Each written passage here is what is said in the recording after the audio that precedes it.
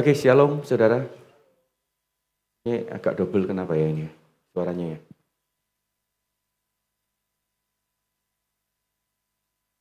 Ya, saya akan bicara saudara tentang kasih mula-mula atau first love. Ya, yang harusnya saudara ini menjadi sebuah modal dalam setiap kehidupan kita. Kalau saudara mau melayani Tuhan, ya, atau saudara harusnya melayani itu adalah akibat dari ini. Bukan karena saudara menjadi orang Kristen, lalu saudara katakan, oh kalau orang Kristen nggak pelayanan, kayaknya nggak rohani. Bukan. Sebetulnya adalah akibat dari kasih yang semula. Dan kita akan lihat bersama-sama, saudara. Ya, kita coba bedah beberapa hal. Ya, kita buka di dalam kitab Wahyu 2 ayat yang pertama. Ya, materi ini sebetulnya saya sudah pernah sampaikan mungkin lebih dari 20 tahun yang lalu mungkin ya. Terus beberapa waktu yang lalu Angga seringkali ngomong ke saya bahwa coba sampaikan lagi, sampaikan, dan baru kesampaian hari ini. Saya mencoba untuk menyampaikan lagi. Ya, Wahyu 2 ayat yang pertama. Tuliskanlah kepada malaikat jemaat di Efesus. Inilah firman dari Dia yang memegang ketujuh bintang itu di tangan kanannya dan berjalan di antara ketujuh kaki dian emas itu. Nah, saudara tahu bahwa kitab Wahyu ini ditulis oleh Yohanes. Saudara, ya, ditulis melalui pewahyuan yang Yohanes dapatkan untuk 7 jemaat. Nah, kita akan bahas khusus adalah jemaat di Efesus. Nah, kita akan lihat bersama-sama beberapa saudara sejarah, ya. Siapakah jemaat di Efesus ini? Supaya kita tahu lebih jelas.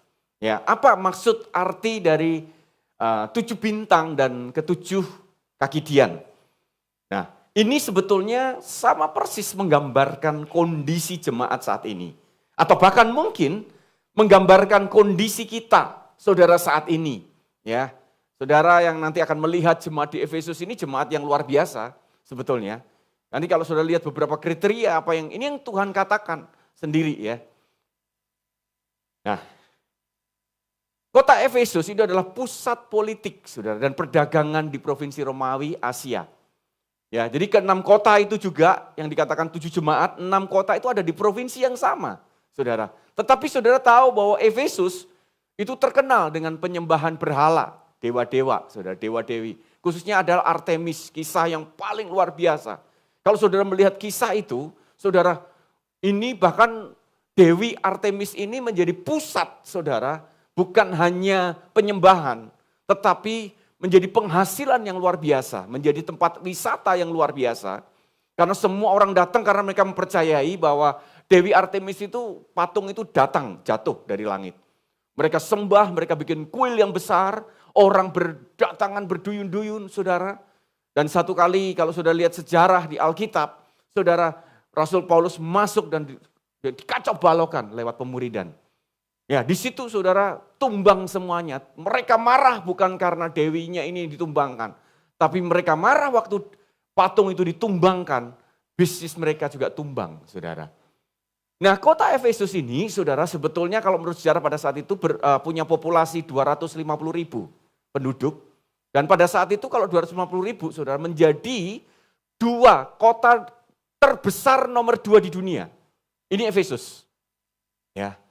Jadi saudara lihat ya, jadi Efesus itu kota yang makmur. Kota yang sejahtera. Ya. Kota yang dimana saudara selain makmur, sejahtera, berhala, saudara, penyembahan ada di mana-mana. Sehingga mereka, saudara, hidup mereka enak, nyaman. Saudara, muncullah yang namanya jemaat di Efesus ini. Nah, jangan sampai, saudara, kondisi keadaan yang baik membuat kita seringkali, saudara, melupakan Tuhan. Ini yang sering terjadi buat orang-orang, saudara. Nah, lambang bintang, saudara, dan kaki dian, ya, itu sebetulnya melambangkan poin bintang itu tentang malaikat, 7 malaikat. Itu sudah dijelaskan di Wahyu 1 ayat yang ke-20, nanti sudah baca sendiri. Tetapi kaki dian yang ingin saya jelaskan ini yang menarik. Ternyata kaki dian itu menandakan bahwa kehadiran Yesus, saudara, ada di 7 jemaat. Jadi 7 jemaat ini adalah 7 jemaat yang pernah mengalami Kristus. Mereka, saudara, adalah orang yang berjumpa dengan Tuhan. Mereka adalah orang-orang yang merasakan kehadiran Tuhan dimanapun mereka berada. 7 jemaat ini semuanya ada. Maka disebut di sana ada kaki Dian. Kehadiran Tuhan ada bersama-sama dengan mereka. Jadi mereka bukan orang-orang yang gak percaya atau orang yang murtad. Tidak, dalam kondisi mereka mengalami sesuatu bersama dengan Tuhan. Demikian juga jemaat di Efesus. Itu sama, saudara. Mungkin saudara udah pernah merasa bahwa saudara percaya Yesus, saudara pernah mengalami sesuatu hal yang luar biasa di dalam kehidupanmu. Itu tidak menjamin. Kalau dulu engkau pernah mengalami dan hari ini engkau tidak mengalami, itu masalah. Sama seperti jemaat ini. Saudara, dulu mereka mengalami. Kenapa kok bisa mereka mengalami hal seperti itu, saudara? Karena itu pun, saudara, apa yang dilakukan itu pun dipuji. Jelas, saudara. Mereka bisa melakukan hal-hal yang hebat. Hal-hal yang baik. Jadi kadang-kadang, saudara, melakukan hal-hal yang baik, yang hebat, belum tentu saudara Tuhan suka. Ya, hati-hati. Kalau saudara merasa udah melayani, saudara jangan berpikir bahwa saudara, oh Tuhan pasti suka dengan apa yang saya lakukan. Apalagi saudara melayani tambah keluh kesah. Udah, gak usah dihitung itu. Yang melayani sungguh-sungguh pun saudara jangan berpikir bahwa, oh pasti itu Tuhan senang. Lihat ini saudara, gambaran dari jemaat ini saudara. Ada hal-hal hebat yang mereka lakukan. Wahyu 2 ayat 2 sampai dengan 3. Ini lihat saudara. Tuhan sendiri berkata, aku tahu segala pekerjaanmu. Ya, baik jerih payahmu maupun ketekunanmu. Aku tahu bahwa engkau tidak dapat sabar terhadap orang-orang jahat. Bahwa engkau telah mencobai mereka yang menyebut dirinya rasul. Tetapi yang sebenarnya tidak demikian, bahwa engkau telah mendapati mereka pendusta. Dan engkau tetap sabar dan menderita oleh karena namaku. Dan engkau tidak mengenal lelah. Saudara coba bayangkan, kalau Tuhan berkata dalam kehidupan kita seperti itu. Tuhan tahu bahwa apa yang kita lakukan, Tuhan tahu segala jerih lelah kita. Tuhan tahu kita adalah orang-orang, saudara, yang dikatakan bahwa, oh kita sudah gak mau kompromi. Coba bayangkan, apa yang terjadi? Nih lihat saudara, hal-hal hebat jemaat di Efesus, tekun dan mau bayar harga mereka. Siapa di antara kita yang sudah merasa sudah mau bayar harga? Nah, kalau kita sudah cari nyamannya, cari enaknya, saudara nggak masuk. Jemaat, ini jemaat saudara yang tekun. Dan mereka mau bayar harga, saudara. Gak mengenal lelah mereka. Yang kedua adalah tidak kompromi. Kenapa saudara? Mereka tidak sabar terhadap lihat hal-hal yang jahat. Mereka gak mau kompromi. Ketika mereka sudah ditawarkan sesuatu hal yang tidak benar. Mereka dengan berani saudara. Mereka dengan penuh saudara mengatakan tidak. Kurang apa saudara? Bayangkan ya. Tekun, bayar harga, tidak kompromi. Kemudian saudara juga memiliki karunia membedakan roh. Dia ngerti saudara. Ada orang-orang yang mengaku dirinya rasul. Saudara, itu dia berdusta. Dia tahu saudara. Karunia ini dibutuhkan. Hari-hari ini, saudara dimanapun kita berada, kita harusnya para pemimpin, saudara kalau engkau mulai mencari Tuhan. Untuk apa saudara? Membedakan setiap orang di sekeliling kita. Apakah dia bohong atau tidak, saudara? Apakah dia benar atau tidak? Apakah dia mengaku dari Tuhan bahwa sebetulnya itu tidak, misalkan. Tuhan beri. Saudara, jemaat ini punya. Mereka ngaku dirinya rasul, saudara mereka mungkin bisa saja tanda mujizat terjadi. Tapi mereka mengatakan itu berdusta mereka. Karunia berjalan di tengah-tengah mereka. Hati-hati saudara. Orang kan cuma ngomong kita harus punyai ini. Sekali lagi ya, ini bukan berarti harus dihindari. Ini mereka punyai. Kenapa mereka punyai? Karena mereka dulu pernah saudara, pernah berjumpa dengan Tuhan. Mereka semua revival terjadi di sana. Makanya mereka punyai ini saudara. Kemudian siap menderita demi nama Yesus, demi kebenaran. Mereka gak takut saudara menderita. Mereka gak takut dikucilkan. Mereka gak takut diusir. Mereka gak takut dianiaya. Seperti yang terjadi saudara pada kisah para rasul.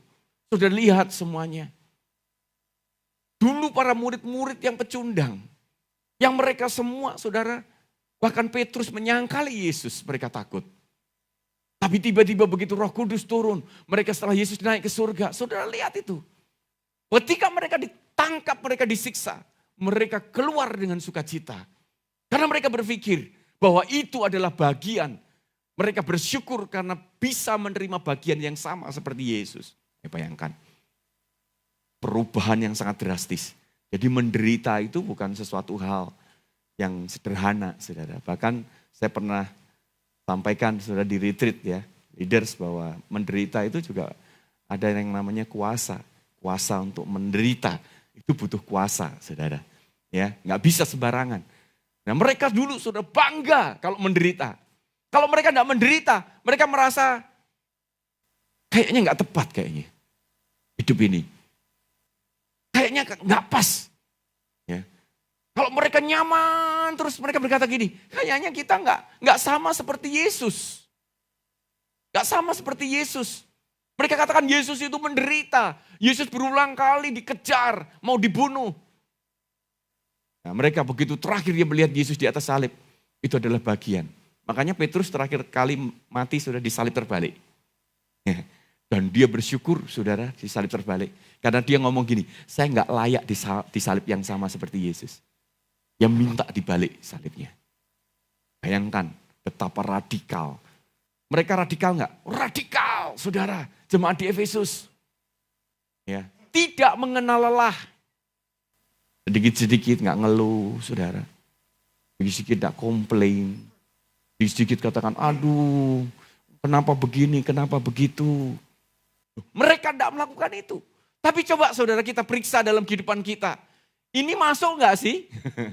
Ini masuk nggak dalam kriteria hidup kita? Coba dicek saudara. Apakah saya tekun dan saya mau bayar harga? Oh iya kayaknya. Tidak kompromi? Kayaknya ini kurang. Kadang-kadang saya masih kompromi. Ya. Memiliki karunia? Enggak. Siap menderita demi kebenaran? Belum pernah terjadi. Tidak mengenal lelah? Enggak. Bayangkan, saudara, kalau ini tidak termasuk, saudara, ini jemaat di Efesus ini aja, saudara.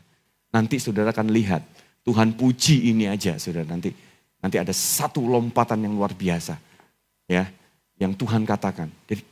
Jadi saudara, jemaat Efesus itu adalah jemaat yang kuat dalam pengajaran. Menurut sejarah dikatakan begitu. Kuat dalam pengajaran dan hidup dalam berkecukupan karena kota Efesus adalah kota yang makmur. Saudara, mereka kuat dalam pengajaran. Berarti penting juga, saudara, pengajaran. Ya, perjumpaan, pengajaran, semuanya ini menghasilkan satu pribadi. Jemaat yang seperti ini, radikal, saudara. Luar biasa di dalam kehidupannya. Mereka adalah orang-orang yang mungkin di dalam kehidupannya memiliki dampak yang hebat. Saudara, ini kalau dilepaskan saya percaya bahwa jemaat di Efesus saat itu sudah bersuka cita pasti.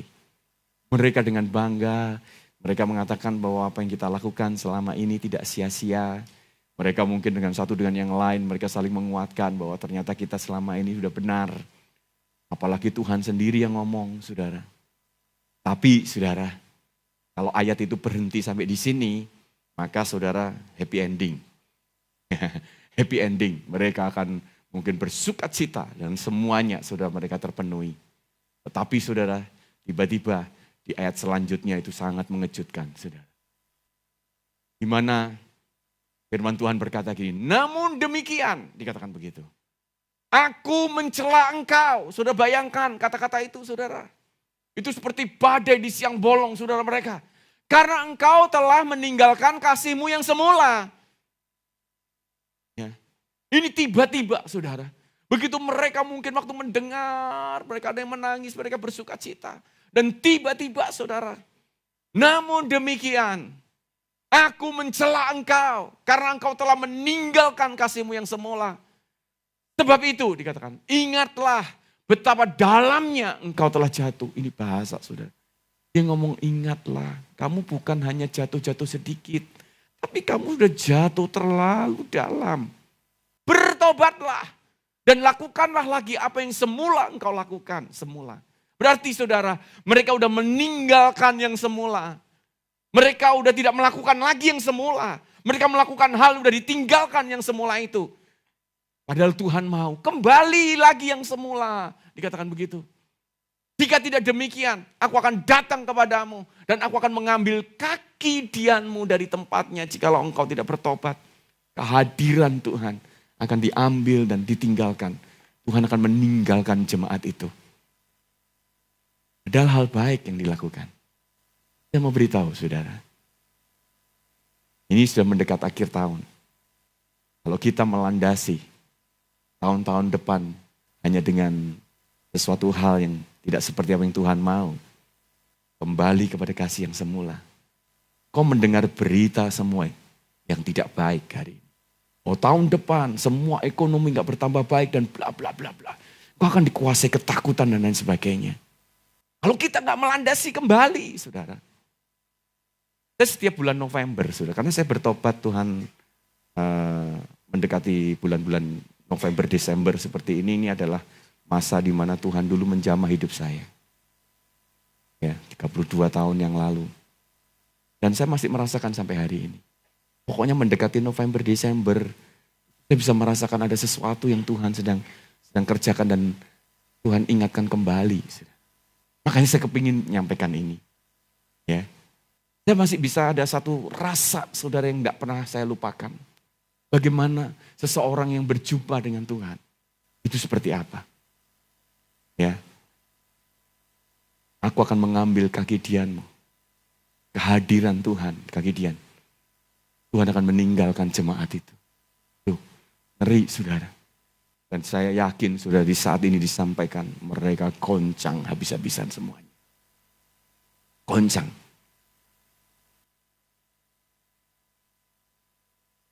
Apa itu kasih yang semula saudara? Bukan ketika pertama kali kita mengasihi Tuhan, bukan.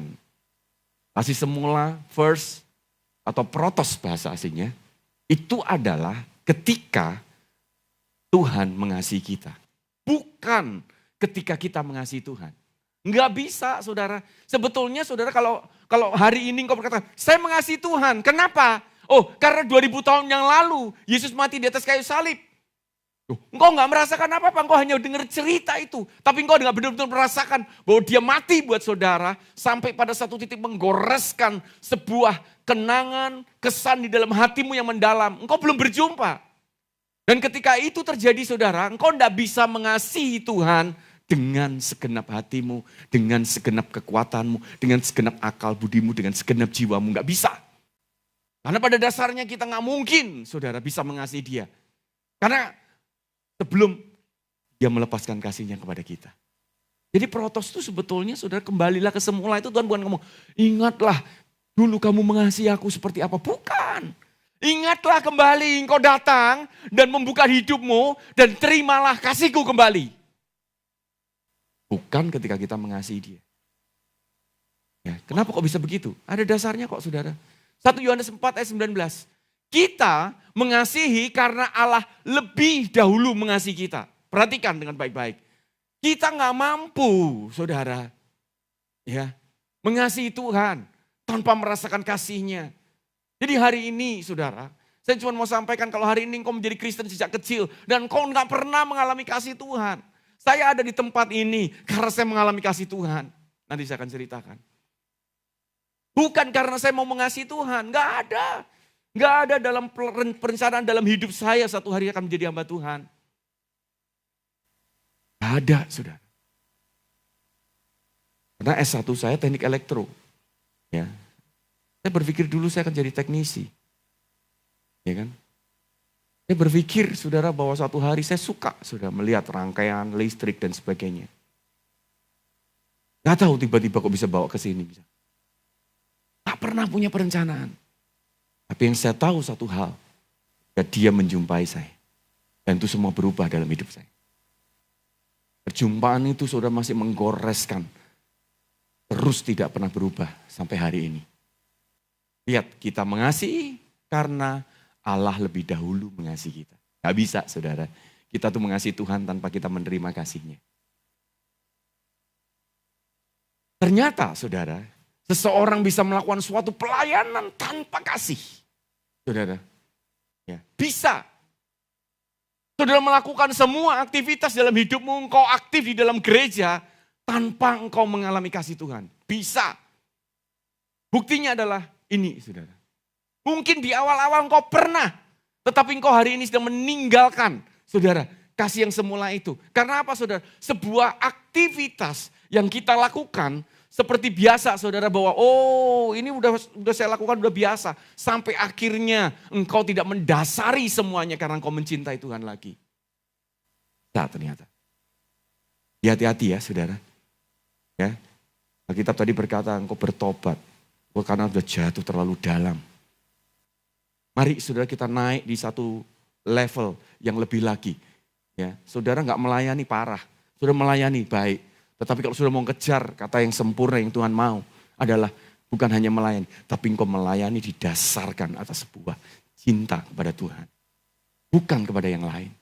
Kalau kita melayani karena mencintai Tuhan, engkau tidak bisa dibendung oleh apapun. Siapa yang bisa menghalangi kasih kita dengan Tuhan? Apakah itu kematian, kelaparan, ketelanjangan? Rasul Paulus berkata gitu, tidak ada yang bisa. Dikatakan begitu.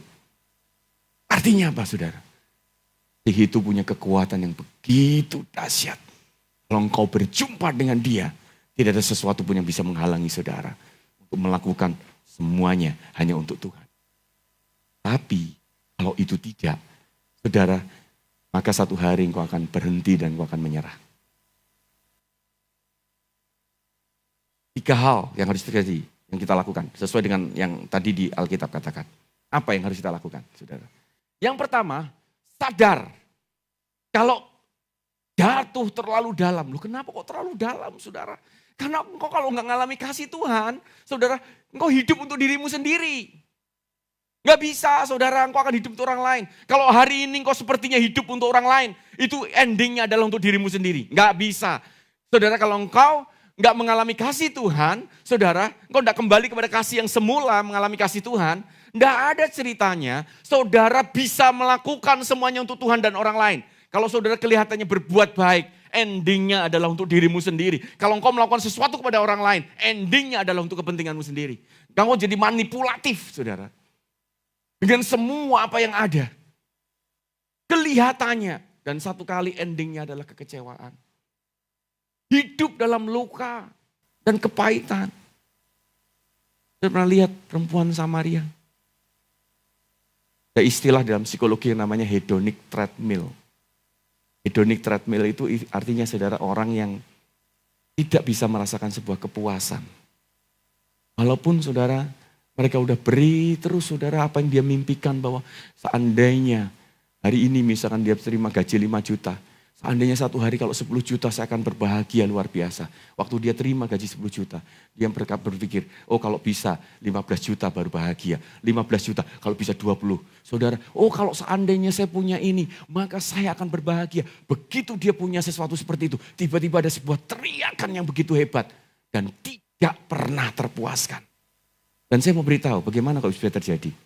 Karena satu hal saja. Karena di dalam dirinya dia nggak ada diisi oleh Yesus. Ada kasihnya nggak ada, kosong. Seperti perempuan itu. Dia mencari kasih. Terus-menerus dia berteriak dari satu pria kepada pria yang lain. Sampai 5 pria. Dan akhirnya dia berhenti ketika ketemu Yesus. Dia dulu hidup dalam keterpurukan. Saudara, hidup dalam luka dan kepahitan yang begitu mendalam. Makanya dia cari dari satu pria kepada pria yang lain. Sampai akhirnya saudara ini tidak akan berhenti. Seandainya dia tidak ketemu Yesus. Mungkin bisa 10 pria, bisa 15 pria. Karena yang dibutuhkan adalah kasih. Dia pikir dia dapatkan dari situ. Dan sampai akhirnya begitu dia ketemu sama Yesus saudara. Berhenti saat itu juga. Dan dia berhenti untuk hidup untuk dirinya sendiri. Dan tiba-tiba dia pergi menjadi penginjil. Dia pergi memberitakan Yesus dimanapun dia berada. Hidup dalam luka dan kepahitan. Dan menjadi Kristen agamawi. Saudara, kita melakukan karena imbalan. Kita melakukan karena ketakutan. Saya mau melakukan karena kalau saya nggak lakukan nanti ada hukuman. Oh, kalau saya lakukan ini nanti saya diberkati Tuhan. Hanya itu aja, saudara. Bisa saja jemaat Efesus sudah jadi seperti itu. Karena dulu dia sudah mengawali. Karena udah berjalan, jangan berhenti. Maka terus dia lakukan itu. Dia tahu kebenaran, saudara. Tetapi dia, saudara, bergerak dengan otak pikirannya. Tetapi hatinya dia udah mati semuanya. Makanya saudara, 2 ini dibutuhkan. Otak, pikiran sama hati. Ya kan? Orang kalau bergerak cuma dengan hati saja jadi bodoh, ngawur saudara. Tapi kalau orang dikerjakan dengan otak saja, engkau tidak punya kekuatan yang hebat untuk melakukan apapun. Engkau akan dalam tengah-tengah kurun waktu, engkau akan berhenti. Dan engkau akan berhenti dan gagal. Bertobat saudara, mengambil keputusan untuk kembali kalau saudara sudah tahu itu hari-hari ini. Ya, engkau mengalami yang namanya kelelahan, bosan, saudara mulai menghitung, tidak terpuaskan, berbeban berat. Dan saya mau beritahu saudara, solusinya engkau bukan ini, aku berhenti melayani, bukan. Saya mau beritahu engkau mau berhenti sampai kapanpun, engkau berhenti 1 tahun, berhenti, engkau kembali, engkau akan berhenti lagi. Solusinya bukan itu, solusinya adalah engkau kembali saudara kepada kasih yang semula. Engkau mulai cari Tuhan, Tuhan aku ingin merasakan seperti dulu lagi. Dulu Tuhan aku gak pernah hitung-hitungan, Tuhan dulu aku gak pernah apapun, gak pernah seperti orang yang gak pernah lelah. Ketika melakukan sepertinya tidak pernah rasa capek. Bahkan terus bergairah di saat kondisi apapun. Mulai coba saudara kembali lihat. Tuhan aku mau seperti dulu lagi. Aku mau Tuhan hatiku diisi oleh Engkau sepenuhnya. Sehingga aku tidak mencari sesuatu yang lain lagi. Karena Engkau lebih dari cukup dalam hidupku.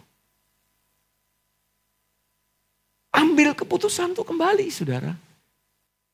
Jangan terus dibiarkan. Ada banyak orang saudara berusaha untuk cari solusi sendiri. Engkau dalam studimu, engkau dalam apapun hari-hari ini. Kalau orang sudah berulang kali mengatakan bahwa engkau seperti itu. Kenapa engkau gak punya inisiatif? Kenapa engkau hari ini lebih mementingkan dirimu? Kenapa hari ini engkau seringkali menghilang? Kenapa engkau hari ini terus mengalami permasalahan yang sama? Saya mau beritahu saudara, ini bertobat. Dan saya mau beritahu engkau kembali, jangan teruskan hidupmu seperti itu. Waktu kita akan terbuang dan berjalan terus loh saudara. Waktu tidak bisa dihentikan. Bukan kita akan membunuh waktu, waktu akan membunuh kita satu hari. Artinya saudara kalau sudah seperti itu berarti ini. Ada sesuatu yang salah dalam hidup saya. Yang harusnya saudara, Tuhan aku mau kembali lagi. Nah kalau sudah belum pernah mengalami, Tuhan aku pengen ngalami seperti yang teman-temanku alami. Kalau sudah pernah, Tuhan bawa aku kembali lagi. Jangan sampai Tuhan. Aku tidak ngalami lagi seperti dulu. Menghitung semuanya. Hati, ya, saudara. Percayalah, saudara. Kalau engkau kembali, engkau akan mendapatkan kekuatan yang baru. Engkau akan mulai melihat bahwa inilah yang Tuhan lakukan. Kembali kepada kasih-Nya yang semula. Mengalami kembali, saudara. Apa yang pastikan, saudara. Dalam setiap saat kita melakukan hanya didorong oleh kasih-Nya. Saudara mulai cari, kejar dia. Cari dia. Makanya ini saudara, terakhir saya tunjukkan ini ayat ini. Bagus banget. Filipi 3 ayat 12. Rasul Paulus berkata gini. Bukan seolah-olah aku telah memperoleh hal ini atau telah sempurna. Dia berkata gitu. Melainkan aku mengejarnya. Kalau aku dapat juga menangkapnya. Dia berpikir aku akan mengejar, aku gak tahu aku bisa menangkap atau tidak. Karena aku pun, dia berkata, telah ditangkap oleh Kristus Yesus. Sudah tahu apa yang terjadi? Saudara, Tuhan itu karena Allah adalah kasih, maka dia begitu ingin rindu untuk menyatakan cintanya kepada kita. Jadi jangan pernah engkau berpikir Tuhan gak sayang, Tuhan kepingin. Cuman kita saja saudara yang sibuk, yang tidak pernah membuka diri kita. Dan mencoba gini, Tuhan tolong Tuhan sekarang posisiku, keadaanku tidak baik. Engkau mesti lawat aku kembali. Kita gak pernah membuka diri kita seperti itu kembali saudara.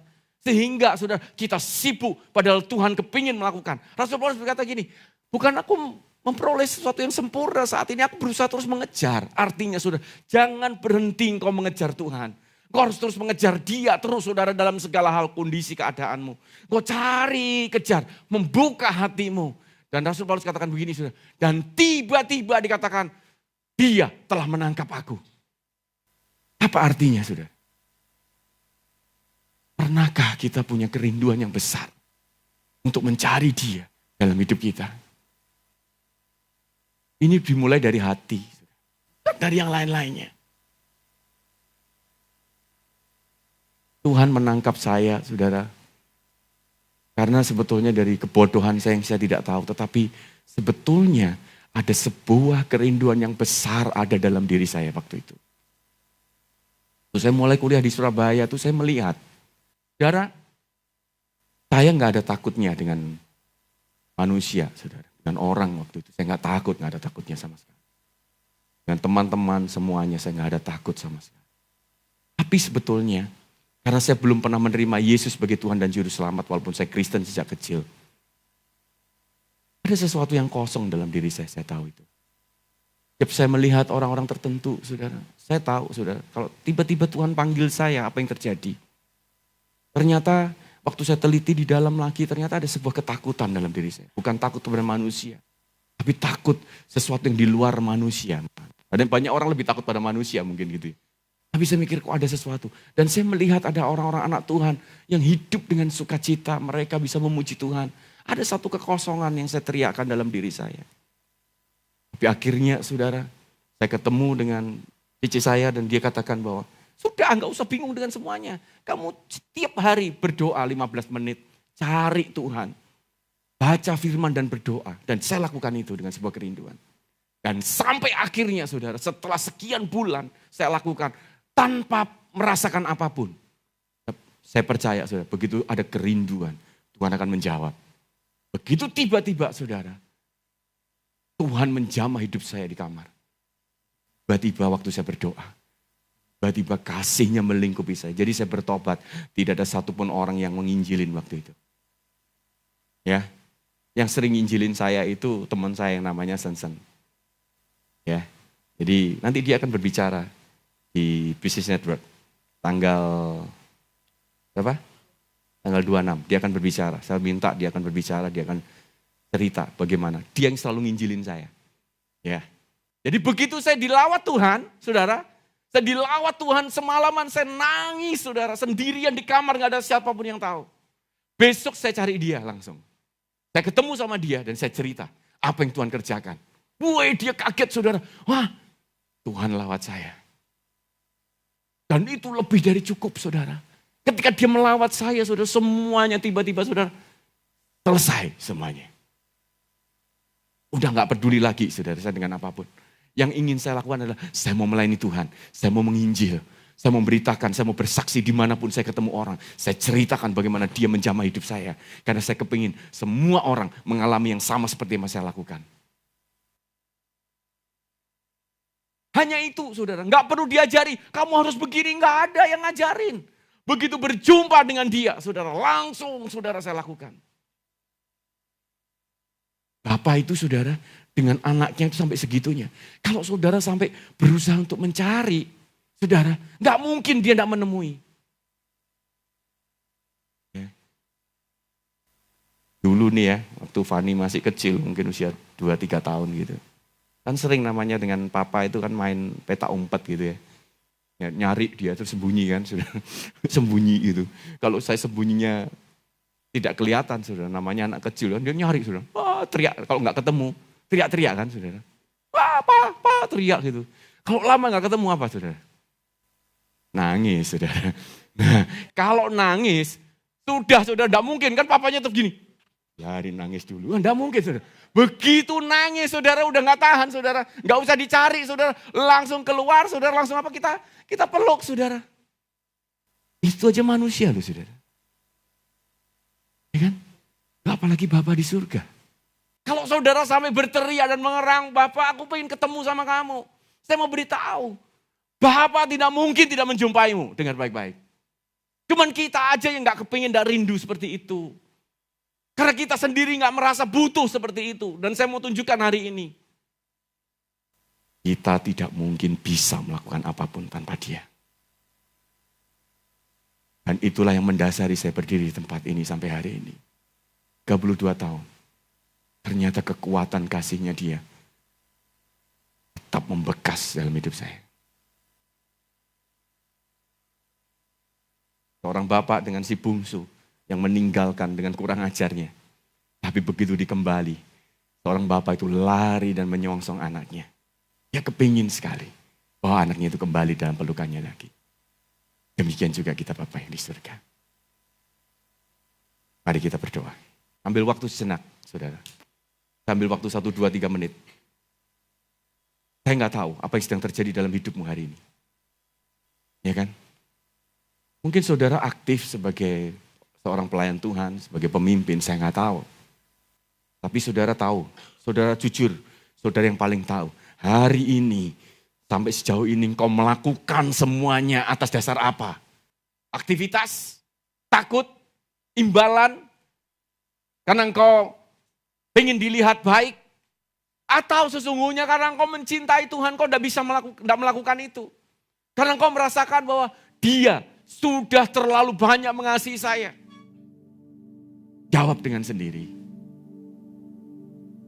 Tapi, kalau saudara sudah tahu, iya, aku mau kembali kepada kasih-Mu yang semula. Ayo, kau ngomong sama Tuhan. Saudara jangan berhenti. Percayalah seperti seorang bapak. Begitu anak ini cari, tidak ketemu, dia menangis, dia berteriak, dia cari terus saudara. Bapak tidak akan tahan. Dia akan lari dan memeluk hidup kita. Saya percaya, sampai dia menjamah saya di kamar sendiri, nggak nunggu KKR lagi. Saudara, nggak perlu nunggu KKR lagi, nggak perlu nunggu ke ibadah apapun. Dia menjumpai saya di kamar saat itu sendirian. Dia melawat saya. Dia menghancurkan hati saya dan mengganti hati yang baru.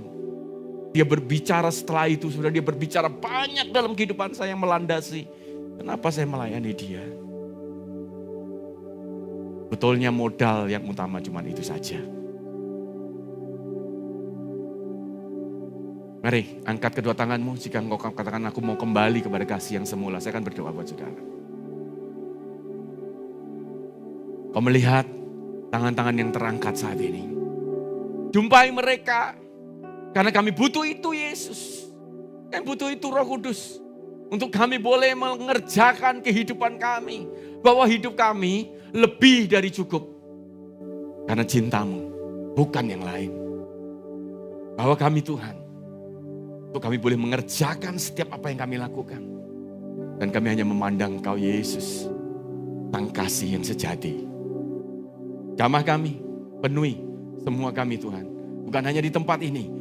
Ketika kami pulang, kami akan mengalami kasih-Mu yang semula. Terpujilah nama-Mu Yesus. Kami serahkan mereka semuanya. Hanya di dalam nama Yesus. Haleluya. Serahkan ke Angga untuk perjamuan kudus.